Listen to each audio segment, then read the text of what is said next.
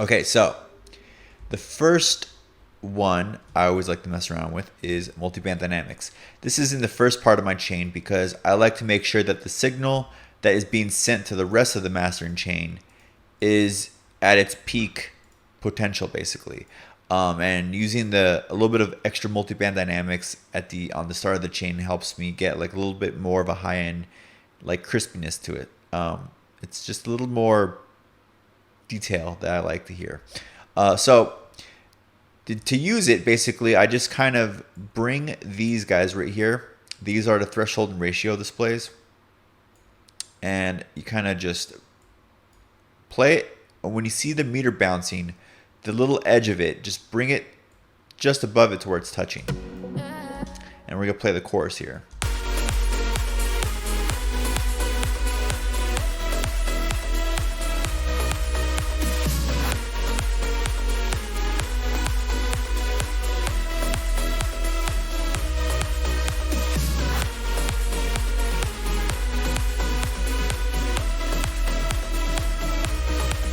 Okay, so let's get into the first plugin here. Now, I like to use Waves plugins. I like the quality that they put out. They're really, really good plugins, and they have a plugin for pretty much everything that you could think of.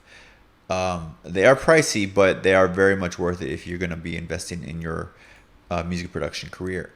So, as you can see, they have a huge selection of compressors, reverbs, whatever you want here. It can really... Waves can handle it. So that being said, throughout the years I've messed around with a bunch of them, and I found that these work the best for my mastering needs, and I've tweaked them all to get them to where I like them, to where, depending on what genre, I kind of know what parameters to use for the result that I want. So you can make just as good as a master with Ableton plugins. I find I've done it before. I just like to use Waves better because it's just, I like how you can pop them out more. So I can bring a bunch of them up here and have them kind of just mess around in. And I like the UI better basically than using the Ableton ones, because you're stuck just down here with how to adjust it. So it's just like a preference base, like I said. Okay, but first, let's go into VEQ4. This is a parametric EQ that was modeled after a vintage EQ made in like 1968, I believe. So this is basically, you have high pass, low pass, low shelf, low mid shelf, high mid shelf, high shelf, and you adjust these accordingly until you kind of get the result you want. Then you can put output, and then you have these little toggles here that you can add analog distortion, then models basically after like harmonic distortion, and then high Q basically is to kind of steep up the curve of the Q basically, and then you have your high pass and low pass. So let's take a listen, and then we'll do some small adjustments and see if we hear any differences.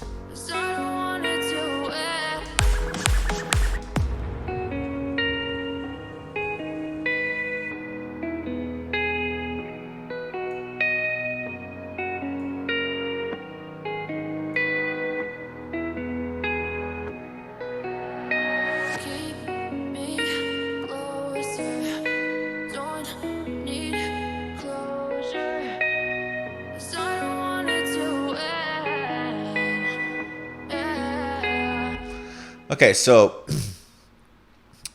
there's two things I can try to, like, if there's a little bit of like sibilance, sorry, did I say sibilance? Sibilance, or really high frequencies that are kind of not really sitting good in the ear. I can roll off the low pass here to try to make a little bit of like some soothing effect to kind of get rid of those.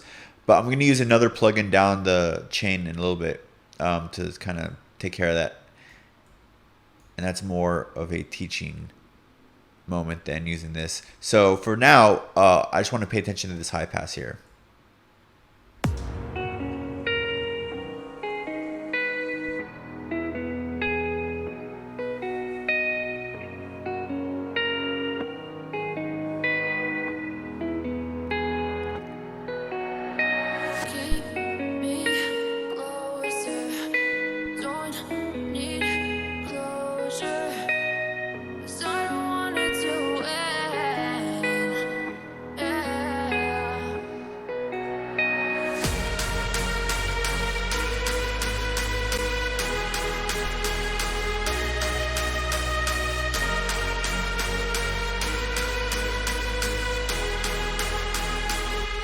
Okay, so I'm just rolling off the really, really low end frequencies here. Let's try actually rolling off 47.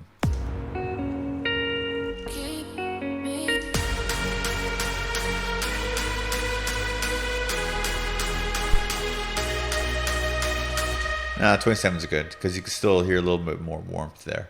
Okay, so everything else is not really too much necessary to adjust here.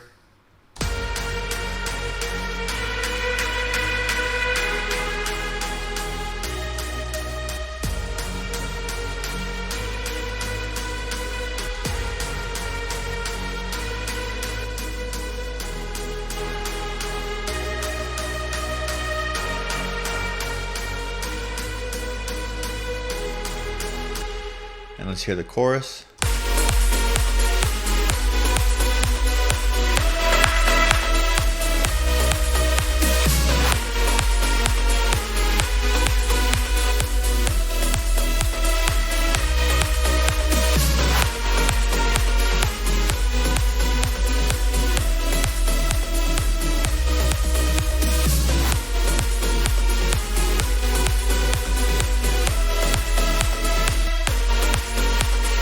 So you can hear it opens up the high end a little bit. It gives it a little brightness.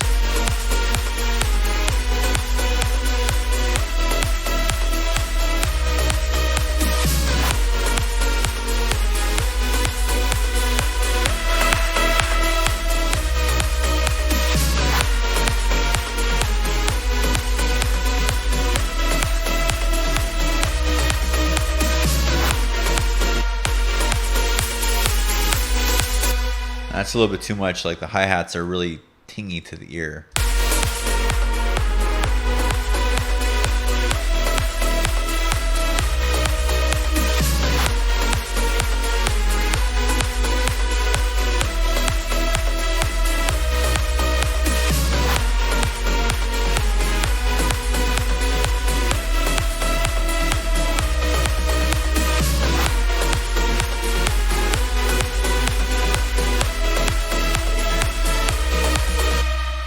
Okay, let's check the readout here.